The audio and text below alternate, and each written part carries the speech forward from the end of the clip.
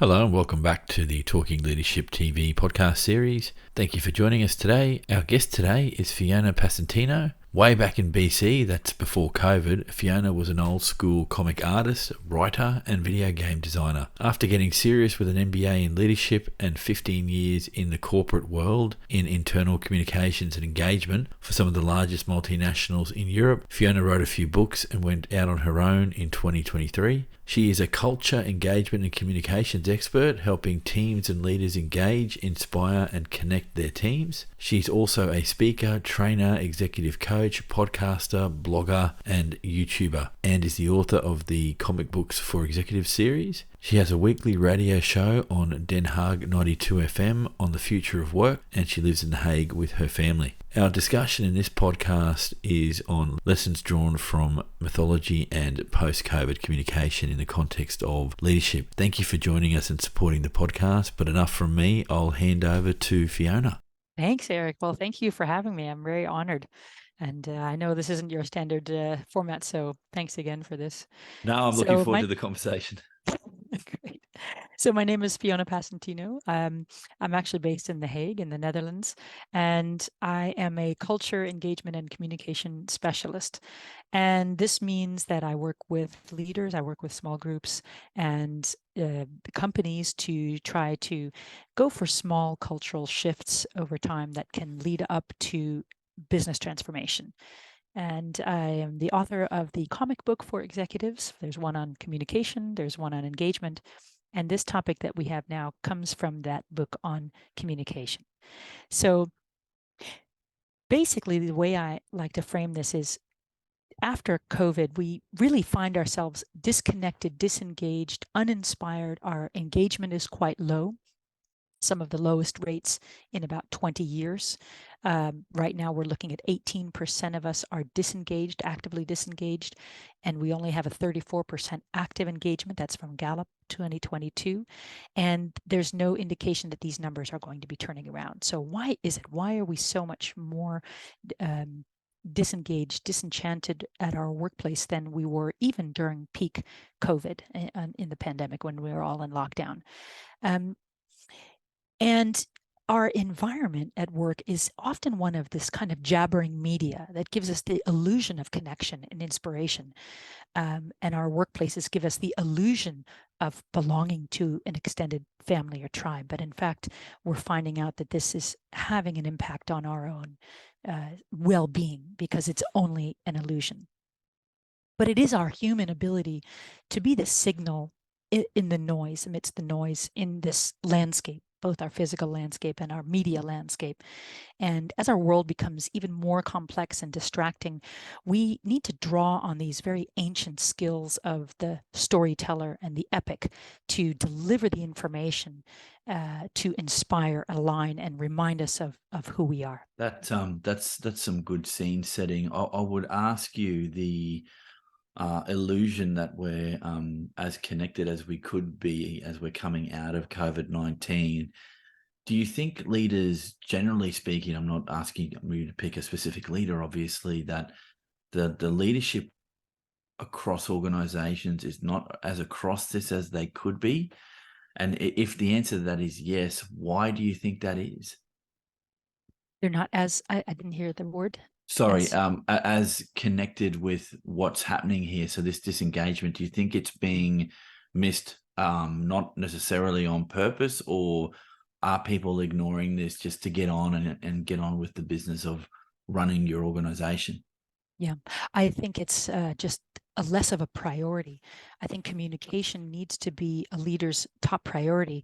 And often leaders are people who are really, really good at their jobs and they're promoted and they didn't necessarily go to manager school, which is a totally different skill set. You can be great at your job, but are you a great leader? It takes a totally different mindset and skill set and intentionality. And if we go back in time, so back to, let's say, 42,000 BC, a storyteller in those days, this was somebody that had that exact skill set and delivered with intentionality because that was her job. That was her function in the tribe. And she would tell a story that has been told over hundreds and thousands of years with just, slight variations over time. And usually these stories had a hero, a quest to overcome an impossible challenge. I know in Australia there's some absolutely fantastic dream epics where the hero would go into his own dream and have an endless sleep and emerge out again and in again into a dream within a dream cycle. Fascinating stuff. But that's a hero story too. And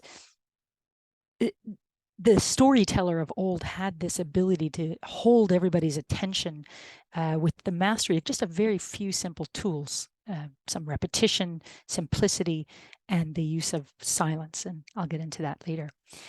And wrapped in these stories are lessons that the tribe needs to learn in order to survive. Lessons like be loyal to the tribe, listen to your parents, don't listen to scary witches or scary monsters if they promise you things that are not realistic. But these are all things that we need to survive, but they're wrapped in this story, and that's why we remember them and stick to the lessons that they teach us. And an epic is the story of a human born kind of at the edge between the real world and the magical world. And something compels this hero to pass through into this magical realm and take on a quest, a person to find, a dragon to slay, whatever it is. And he passes into this other world and experiences a fantastical journey where his bravery is tested, his loyalty and his ability to sacrifice. He will have allies that he gathers along the way, some magical tools maybe, and face this enormous challenge, be victorious, and return to the tribe, pass back through the membrane into the real world and return to his tribe, bearing the gifts of the fruits of victory and also these lessons to inspire and educate his tribe with new knowledge. And so every single civilization in mankind, from Maori to Mapuche, from Hindu to Hawaiian, from the Greeks, the Romans, the Indians, they had epic stories where they used this very, very remarkably similar format across all civilizations. And the purpose is to entertain, inform, inspire, and align. And this is the same purpose also across all cultures. And even some of the foes or the villains or the archetypes are the same. You have the great flood, which comes back in the Yoruba or in biblical stories, or you'll have the wicked stepmother who comes back a lot. This must have been a thing. We see that in Aztec stories. We see that in Chinese stories. We see that in Native American stories alike. So there are these common elements, not elephants, that bind us all and make us human. And this is something that we can all draw from. So things are a little different today, right? Our teams are tribes now, and our offices are longhouses. And this is again this kind of illusion of this is our tribal being. And our stories are not really these epic stories. They're more about digital transformation or artificial intelligence or big data. They're very intricate things. They're very abstract and data driven, let's say. And these processes, they're very difficult to understand, but they also require near immediate understanding and rapid implementation in order to function in today's workplace. So we need some higher level storytelling skills to make these things understood and make them interesting and memorable, so we understand why we're learning to be agile or why we're switching to a new CRM. Yeah, I was just going to ask, one thing that stands out in what you've just said to me is this idea of the why. And in the story, there has to be the why. Why is the hero going on the journey? Why is the wicked stepmother or wicked stepfather, whoever it is, why are they doing what they do? And it gives some context to what it is that you're listening to. And everything you're saying resonates with me. I had no clue that there was so much cross-cultural similarity when it comes to the storytelling and the archetypes and so on. Do you think, and this is a more meta question, but it's worth asking here, particularly as leaders have to draw from and look at the big picture and then sort of scale down to a lot of detail. Do you think we're moving away from this because of the technologies that we're using to create an illusion of storytelling and what the benefits are, or is it too complicated to go down this pathway because we're so rushed in current society that the process of the storytelling is too slow to keep up with current requirements in our world of work? Well, what's your view on that? I think you're exactly right. I think we've gone to a more is more mentality. We sort of we have so much information coming at us in our media landscape, both in our private lives and in our working lives, that we've really just become overloaded, and we become addicted to this overload. And when our brains are overloaded, we can't take in any more information. So we have, again, this illusion of massive knowledge transfer. But in fact, how much of a keynote do you remember just one day later or 1 hour later? If you can remember one thing or one funny anecdote, it's a lot. I think the average person sees something like by a factor of 1,000 times more images in one day than they used to an entire lifetime, maybe 200 years ago, before the invention of the camera. So we are just swimming in information, and learning how to use these epic storytelling tips will slow us down a little bit and get that knowledge transfer in, reduce the amount of actual stuff to tell, but make sure that it lands and it's memorable. So if you think about the transfer of knowledge and information from one human to another, it's not as simple as just taking a Thunderbolt cable and right clicking and you zap. Wouldn't that be nice, right? So we don't connect two brains. We can't download information, right? This kind of fact in a vacuum that can feed a chat bot, especially our new ones today, but it's meaningless and quickly forgotten in the human brain, because humans are hardwired to relate to and engage with storytelling. When we hear a story, our brains light up in the same way as if we're having an actual experience. The brain functionality and what cortexes light up doesn't differentiate between a physical experience and a heard or imagined experience. And we feel this physiological arousal when we hear a story, and this stimulus actually stays with us after the story is no longer being told. And when we are connected emotionally with the story, that's when we're at the most focused, the most receptive to new information. Our engagement goes up, our satisfaction goes up, our feelings of connection go up, our loneliness goes down, we have more motivation, we feel more camaraderie with our team members, and this is a positive learning cycle. So stories, by definition, they convey emotion, and emotions wrap around a fact like a bun around a hot dog, and that fuses it into our long-term memories. When we feel emotion about a fact, it will go straight into our deep memories, and we're also able to access those memories easily because the emotions are there to be the signal to the brain to find them. So if you ever watched a grandma tell a story to a little child, and she'll tell a slow moving story that repeats itself all the time, and the child is just spellbound, and then you think of your own story you tell a child, and you're babbling with full of facts, and they don't care. They're wandering off because this grandma uses these tactics, and we're stuck in our kind of high-tech media landscape.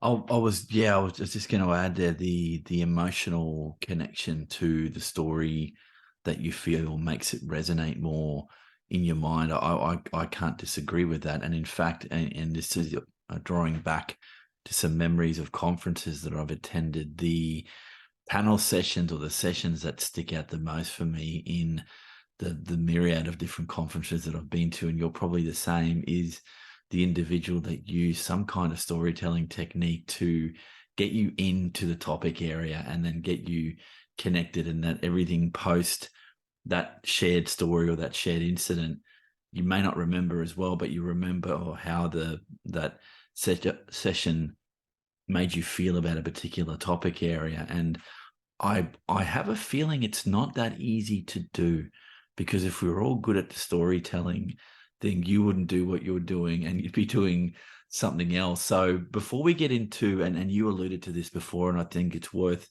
exploring in a lot more detail, some tips around storytelling, those tools as you've phrased it to me before. But I'd like to get some sense from you before we go there about why is it that we're not as good at storytelling as we could be? And is it something that we put up as a natural resistance to it, or we've lost the art, or somewhere in between? Honestly, I don't know the answer to that. I think we've become enchanted with our technology Right. and our addiction to more is more. And I also don't think we learn this at school. I think we learn mathematics, we learn writing, we learn languages, but we don't necessarily learn the art of storytelling in the classic sense. We might read the epics, we might read the Iliad, the Odyssey, Mahabharata, but we wouldn't necessarily know how to retell it, or how to engage with it in a way that people might have 300-400 years ago, because those were the tools that you needed. It was an oral tradition. People were not running around with phones, so you had to talk to each other.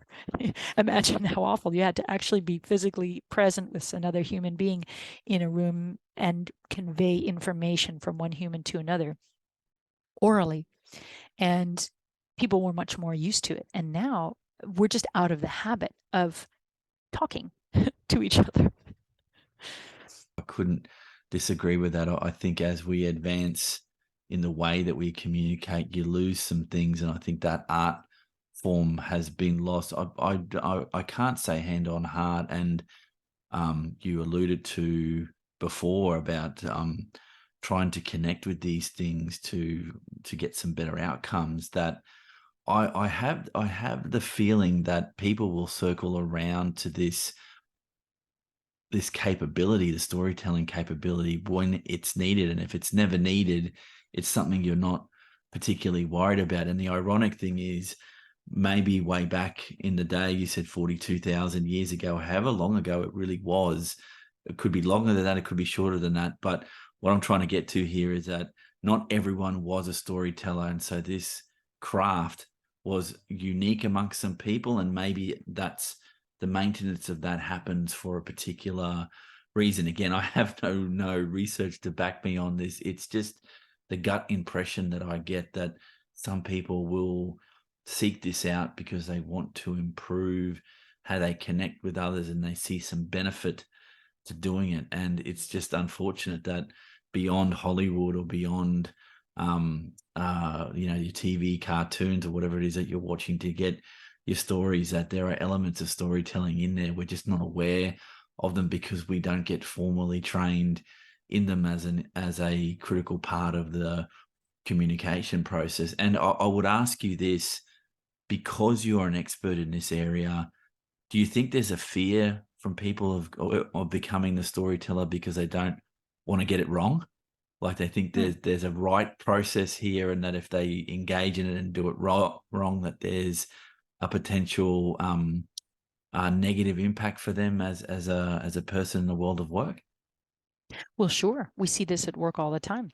We'll have leaders giving talks, and they'll come with PowerPoint slides that are full of text, and they will often turn their back to the audience and simply read off the PowerPoint. That's nobody can read anyway because it's so jammed with text, or have these enormous graphics on them, and just sort of read it off monotone what's written on the screen. I mean, we can all read. I've done all my own reading since I was in the 5th grade, or maybe earlier. And somehow it's the higher up you go in a hierarchy, the skills sometimes get less and less. There are some excellent exceptions. So sometimes once you get to the very, very highest levels, then these people do have extensive media training, and they can talk on their feet very, very quickly. And it's funny because you asked a question earlier about the status of the storytellers in the past. Well, this was a very high level person, the storyteller. It was a shaman, it was a chief. You had the basket weavers and the pottery makers. They were not the storytellers. You'd have these almost magical people, with very high levels of authority, like the CEOs of today, who have these skills and also had that function in the tribe. So in that sense, there is a real parallel. Yeah. Yeah, thank you for sharing that. I can see what that parallel is, and this segues quite nicely into these tips that you alluded to before, your storytelling toolkit, if I might be so bold. So, could you walk us through what those tips are and why they're important? Yeah, absolutely. So I have 5 tips. I mean, there are more, but 5 was all we could fit into today. Um, I start with tip 1 is go big. An epic is a big story. It's taking our day-to-day struggles, our day-to-day learnings, and making them heroic, large. Because we're going large, we connect with it, because an epic is this ageless story of the human born at the edge of magical and normal. We can jump into that even if we're talking about something, like a transition to agile. If we make it into a hero story, we can jump into that role because we have hero stories all the time. Star Wars or any of these, any movie will draw from the hero story. So it's a format that we understand. We can suspend our disbelief because we can slip right into it. And even when you're transferring knowledge about an office process, there is an element of heroism in it, and the big story.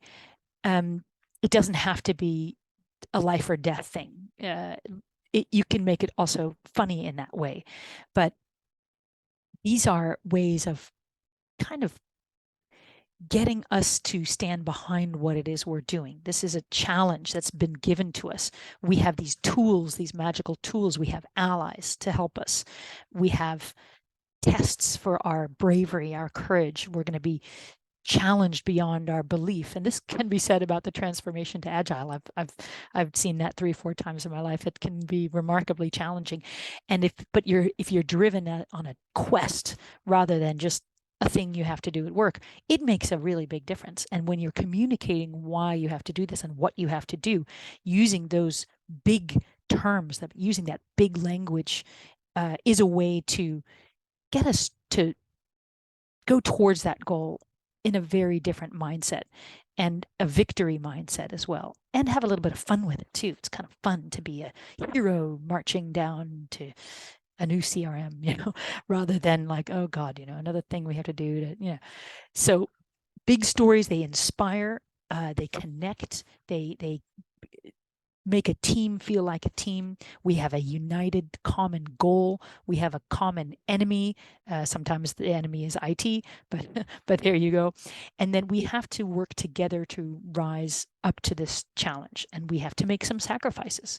And then the second tip goes right along with that, which is go small. So it sounds very counterintuitive. Go big, okay, but then go small. Going small just means that you focus on the tiny everyday stories of the average person doing the average thing. And this is a very powerful way to connect us to that big epic story. Here's your big challenge, your big epic, but we're all just very small people, and we have these very small stories to tell. So when you're talking about very abstract things like brand values or new regulations, changes, new ways of working, telling this in a very small way, one person, what does the impact have on one person when they try to do one process in a very, very tiny way, instead of making it very, very abstract and blown out. It's just, here's one person, this is how the CRM is going to affect this one process, and this is what this one outcome is going to be for Joe in accounting, let's say. You make it about a very small story. And a great case study of this was during the pandemic. I was working for the Dutch National Post, and during the pandemic, the deliverers were the only ones out on the street. They were the ones bringing us our food and our medicines and our diapers and our, Netflix merch and whatever else. And so we all had to stay indoors, and they were the ones risking their lives delivering this stuff. So these were very small stories, very average people who were suddenly placed into this hero role. And we actually used this story to make every postal deliverer a hero. And it was a very, very well received marketing campaign, very human, very real. And it was this combination of the small story being told, one postal deliverer making his rounds, helping people who need help with their medications or whatever, and bringing teddy bears to children, all this kind of stuff. And yet a very big epic story. This is a hero risking his life. There's an invisible enemy, out there, and we're being challenged. So this is a perfect example, a case study of the combination of the very big and the very small. And it was one of the most successful campaigns that they had.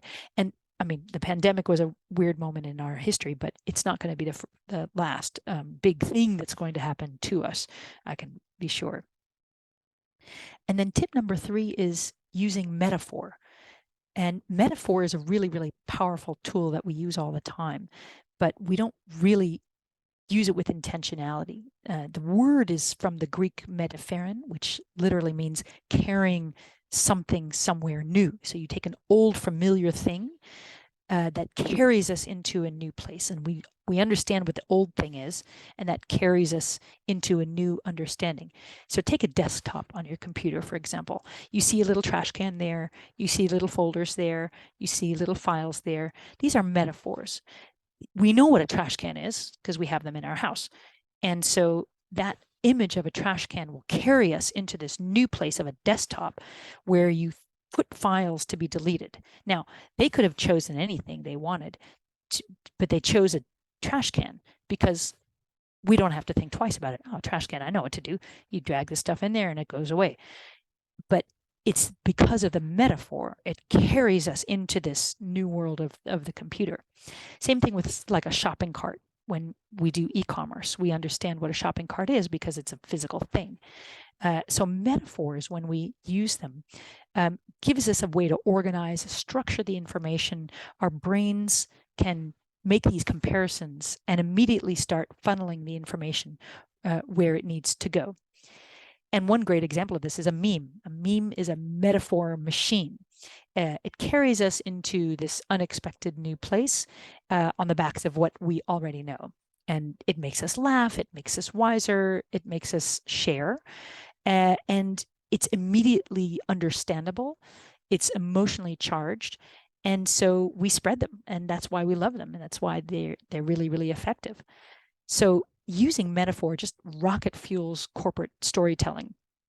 We use it when we talk about an Achilles heel, which is about a fatal hidden weakness in a let's say otherwise super program. We use a labyrinth to describe something that's really difficult to understand. We use a Trojan horse to talk about a dangerous software.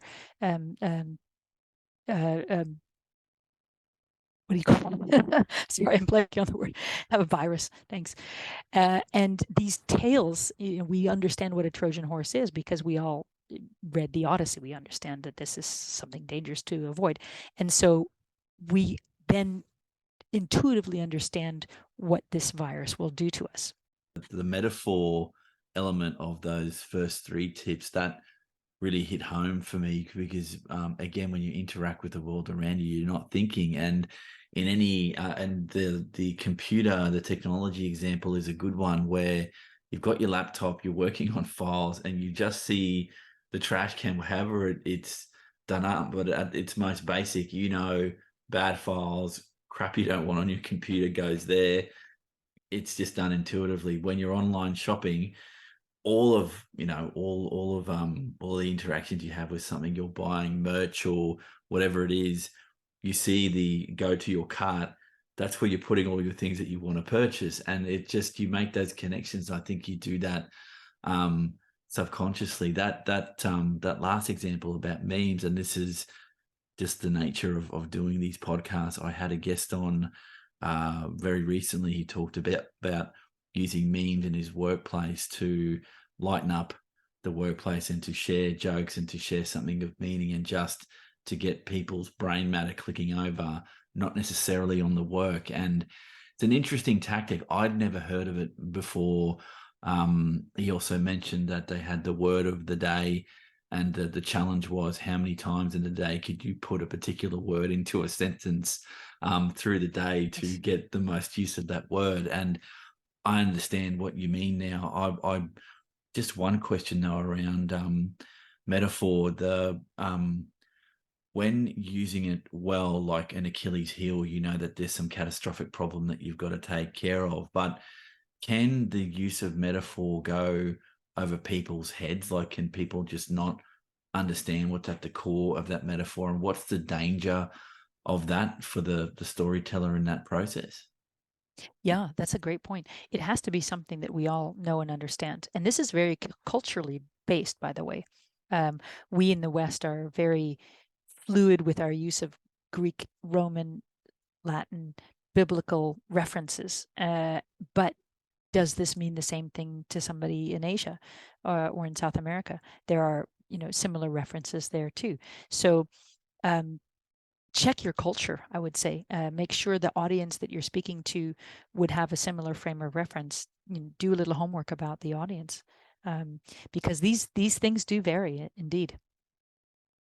Yeah, that was something that I wanted to ask later, but now that we're talking about it now, it's worth asking now. That culturally speaking, making assumptions about how you're using metaphor could be catastrophic to what you're trying to do, not because you want to sink the story you're trying to tell, but if there's no shared understanding of the metaphor, people will go, why the hell did he say that? Or what does that necessarily mean for me? And it's definitely for those that are working in leadership roles in another cultural setting, and I don't mean another business, but another country, getting across what that means is something you need to do very quickly if you're going to be even relevant to the workforce that you're working in. Because I think, again, correct me if I'm wrong here, but my perception is if you're going to work in another cultural setting, giving those workers the respect of understanding the cultural context in which you're working, you'll get found out real quick if you're not doing it with the right intentionality. You use that word quite a bit, and that makes sense to me, that if you're not in the game and understanding where you work and that place, that any amount of storytelling from your cultural perspective just won't make a lot of sense to the audience if they have no idea what the hell you're talking about. Yeah, That makes totally. sense? Yeah, absolutely. Yeah, totally. It's Yeah. about respect and knowing your audience. Yeah, Certainly. and very important part of communication. So, can we keep going with the tips? So, what would be the next tip after metaphor? Sure. Yeah, absolutely. So tip 4 is repeat. So repetition. This is an essential part of a short story or an epic in poetry and to succeed. So repetition creates predictability, a cadence, a cycle. Repetition highlights and emphasizes important points in a story. Repetition facilitates the narrator's memory and makes the poem or the story easier to remember and spit back up again. Repetition creates rhythmic patterns that make the story easier to listen to and remember, kind of like music.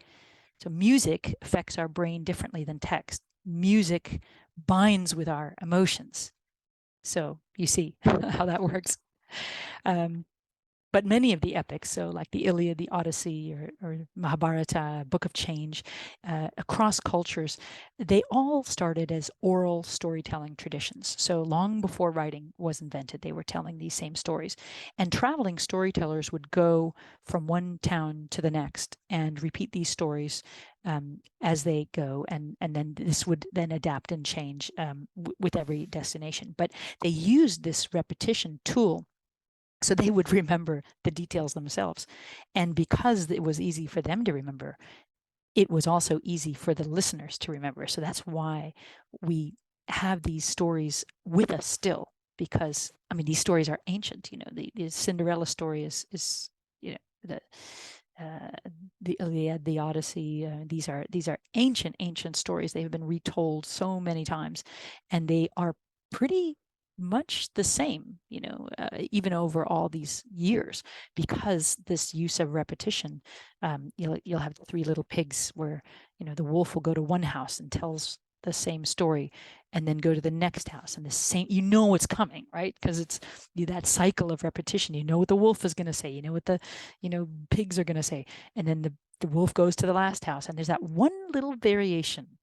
The house is made of brick and not straw, and we weren't expecting this, but we knew everything else. So we could be very, very focused on that one little difference because of the use of repetition that got us to that point. And then it also builds. So when you repeat, it kind of builds the engagement and focus. And then you're very much more attentive to details. So this was, I don't know if this was an accidental evolution, but it certainly is extremely effective. And then the final tip is silence, the use of silence. We tend to jabber, and fill up the air with space and don't take a breath, particularly in my country, in the United States, where we're very fast talkers. And we need silence to allow things to land and to take root. So it's sort of the dark twin sister of speech. So speech will babble on, but silence is there, this equal and opposite part of speech, to allow that time for reflection, allow the message to kind of echo in the chamber of the mind, connect with the emotions. You need time for a story to connect with emotions and memory centers. And then you can also start thinking about what is being said. So long ago, Albert Einstein explained to us that empty space isn't nothing. So the physical world around us, we know, we understand all the matter and the energy that we observe in our physical universe is actually only a very small part of the total mass of the universe. I think we understand that something like 68% of the universe is dark energy, dark matter. We don't even understand what it is, but we know it's there. We can't measure it, but we know that it profoundly impacts the behavior of the physical realm. So this dark matter is the dark physical matter, let's say, is 27% of our world that we know about. We know that it's immeasurably powerful, but we don't know how. We don't know what it is even. So we just know that we can adapt this way of looking at things when we communicate. And we have to get over our fear of the void. So when you're standing up there giving a keynote, it's a very uncomfortable thing to allow a moment to tick by, or a second to give yourself a moment to gather your thoughts. It makes the speaker uncomfortable. It makes the audience uncomfortable. But just like the law of supply and demand, the fewer words that are used, the higher the demand for those words. So the higher value of each word if there's fewer of them and more of the negative space. So mastery of this tool is really very, very hard, and it takes a great deal of patience and a little bit of repetition. You have to do it over and over again. It takes a bit of confidence to know that it's a tool that you can use that's really, really effective. You'll notice the audience kind of shift in their chairs, maybe laugh nervously, and no speaker likes that. But when you speak next, they're right there with you. there's some people who are really, really good at this, like Obama is a master of this. He used really long pauses in his speeches, sometimes just absurdly long, but it really worked. He's one of the best speakers that I can remember, and it's also why some of these grandmas, these abuelas, can tell the story to their kids, because they have command of this tool of silence. And even when the moments tick by and nothing is said, nobody seems to care. The kids are still listening. They're not, off with their phones. This is dark energy at work. This is this dark matter making its impact on the physical world. So many questions from that last tip. The use of silence. Yeah, there are some people that use that break in their presentations. I've seen this in some TED Talks. I've seen this in some podcasters, and I've seen it on YouTube where some speakers will flag it so that it's coming, and others just do it as part of their rhythm. So someone, I won't get into names obviously, but I like when people go, have a think about what I've just said, and they'll give the audience a chance not to be uncomfortable and go, oh, he's asking me to think about what he's just said or what she's just said.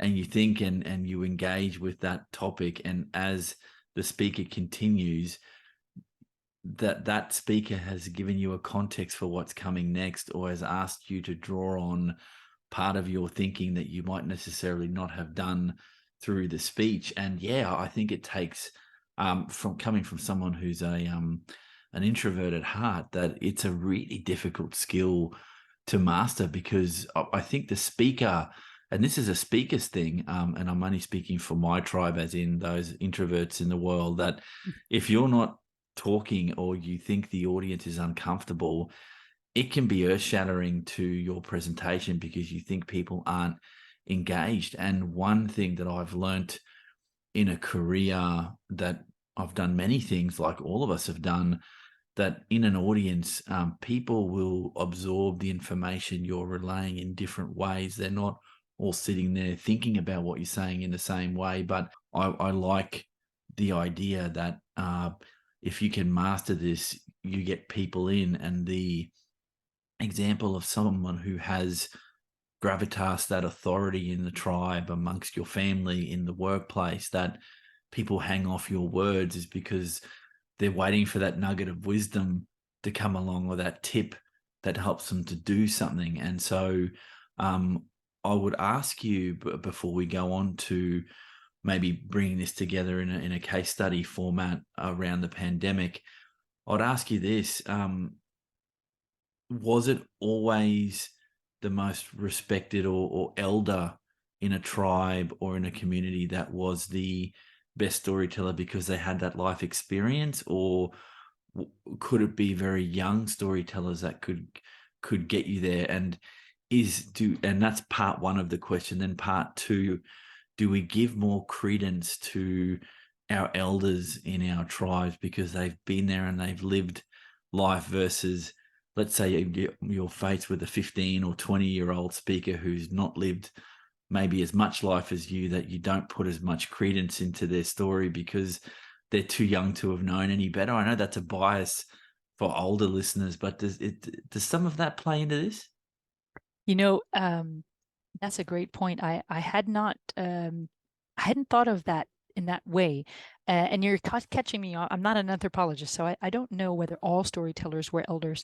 I suspect they were, because it takes so long to develop these skills, number one. And number two, it was a very different respect structure in these tribal societies, where elders really had the highest status in the society, and they were the ones that were given these more magical roles, these the shamanesque roles, leadership roles.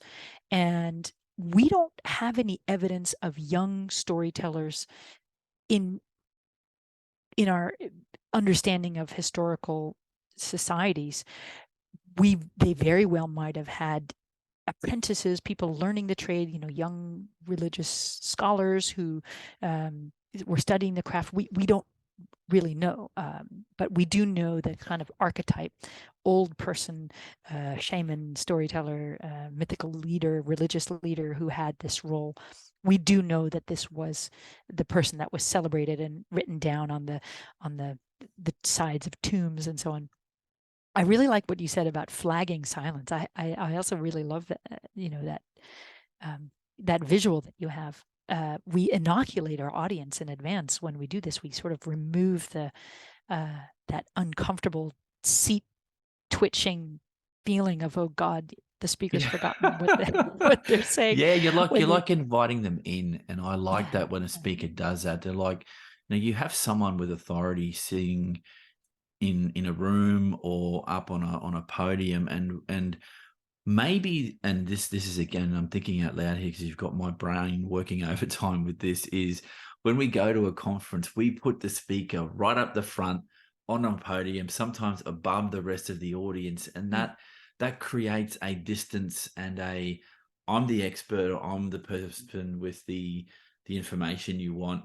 Now you're going to listen to what I have to say. Whereas I think the really good speakers that understand this craft of telling the story, or at least getting you on board, is to say, doesn't matter what physical setup we've got here, we need to share the discussion, and here is how I'm going to do it. And I think the really, really good storytellers, the infrastructure of where they're speaking isn't an issue, but remember that when you're in, I remember that when you're in an audience, you're there to listen to that other person. And so you have expectations. You potentially don't want to say anything out of school, or potentially shift uneasily in the chair. And I think I've been in an audience where I've done that, where maybe the silence has been uncomfortable and you're going, oh, where is this going?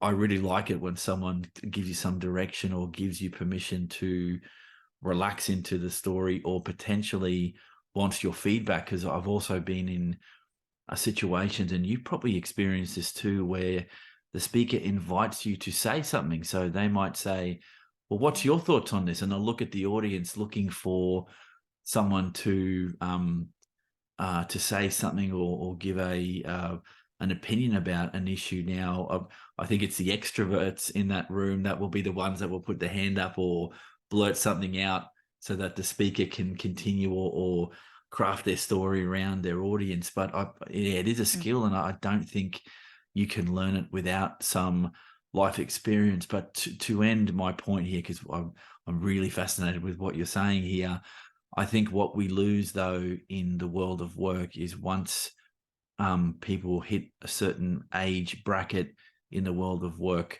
and they are metaphorically and in reality the elders in that organization, we don't necessarily respect their knowledge, skills, and experience to the degree that we could, nor do we, I think, access that well in the world of work. And you only have to look at research that talks about the potential of that older workforce in all of our modern societies that is underutilized.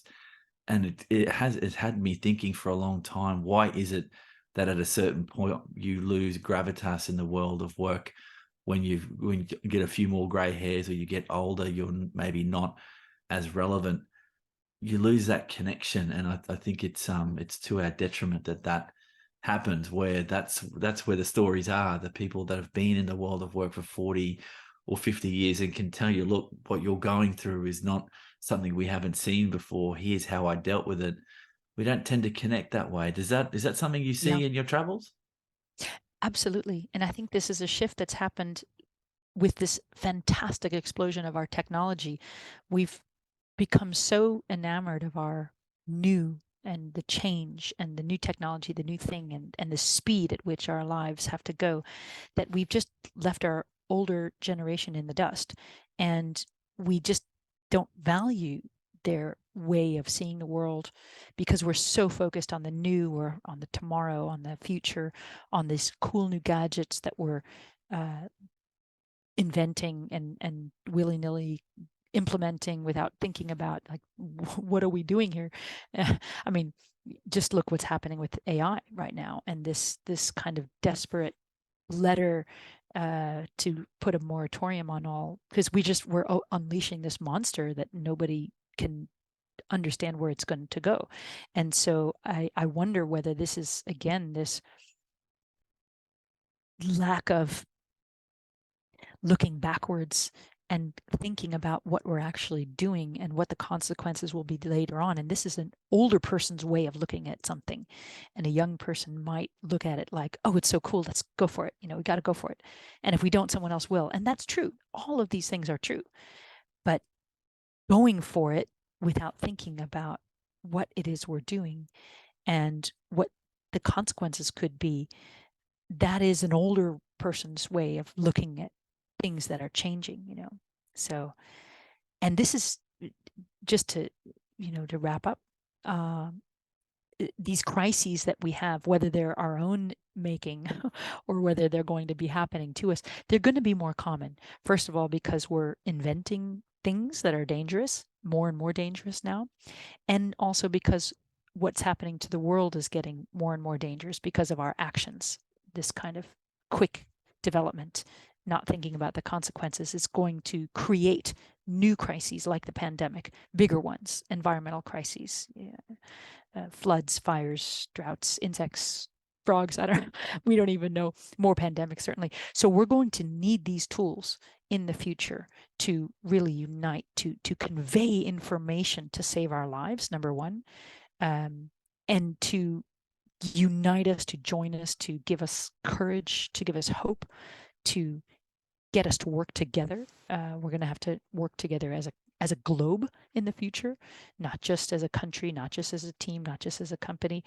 And we need this connection and inspiration, this conveyance of the why behind the what, to conquer these things, to survive as a species. And we don't know what's going to come, but I think these storytelling tools is going to be a big part of what's going to keep us alive, just like the storytellers of old. And what I usually like to do with these kinds of things is, if you go out at night, and I'm sure where you live, you have real stars, but if you go out at night and you look up, what do you see up there? Do you see the story of enterprise service management? Do you see the latest CRM, or do you see Orion? Do you see the Scorpion? Do you see Aquila, the ancient falcon of Egypt? What do you see when you look in the sky? These constellations are the result of our epochs, and they're speaking to us across the millennia. They're whispering to us, they're reminding us who we are and what we're here to do, that we are living heroes in our own time, that we have our own epic journeys that we're on. And so I always like to go outside, look up, if the city lights aren't too much, and just hear what they're saying, because this is the storytelling that is still talking to us. And we as humans, we still need this. We need the stars. We need the fire and the cave and the safety and the warmth of our tribes. And we need these stories to pull us through into our next challenges and to unite us as humans, and to understand what the dangers are. And so it's this interplay between fact, knowledge transfer, and myth that is really going to help us into the future. That's a wonderful way to end the podcast, Fiona. I'll be firing up Star Wars when we get off the call here to go to an epic. What a great example of epic storytelling. Thank you so much. Can I just end by saying that this article is in full on postcovidhandbook.com. And it's based on one of the books. So this is the post-COVID handbook for communication. Engagement is the second edition, but if you're interested in this, have a look at postcovidhandbook.com, and all of these blogs are there, as well as a podcast as well, where these kinds of topics. I'll make sure to put that in the podcast description. Thanks That's again, great. Fiona. Thank you so much, Eric. I really enjoyed this a lot. That concludes the podcast. I'd like to thank Fiona for her time and insights around the critical need for communication and storytelling for our leaders. As always, thank you for your support for the podcast. Please drop a like or subscribe to help us grow the channel. Our next podcast drops on the 24th of July and features a discussion of the leadership pathway of Belle Binder, the Managing Director of Left Field. Have a great day, rest of your week, and we'll catch you all on the next episode of Talking Leadership TV.